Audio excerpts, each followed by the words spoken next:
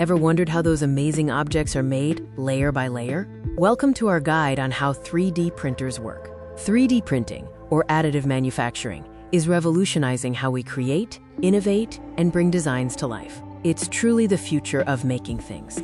Simply put, 3D printing is a process where material is joined or solidified under computer control to create a three-dimensional object. The entire process breaks down into a few key stages: design, slicing, printing, and finally, post-processing. It all starts digitally. You need a design, which is then prepared for the printer through a process called slicing. The design is typically created using computer-aided design or CAD software. This gives you the precise geometric definition of your object. Next, slicing software takes that 3D model and virtually cuts it into hundreds or thousands of horizontal layers. This output tells the printer exactly where to deposit material. Now for the exciting part, the actual printing. We'll focus on fused deposition modeling, or FDM, which is the most common type for desktop printers.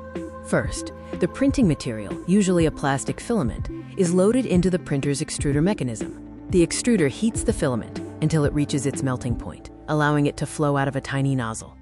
Following the instructions from the slicing software, the nozzle moves precisely across the build platform, depositing the molten material layer by layer until the object is complete.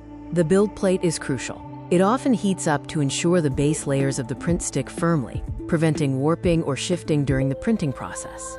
While FDM is popular, there are other methods of 3D printing that use different materials and techniques. Methods like stereolithography, SLA, and digital light processing, DLP, use liquid resin that is hardened by light, offering incredible detail and smooth finishes.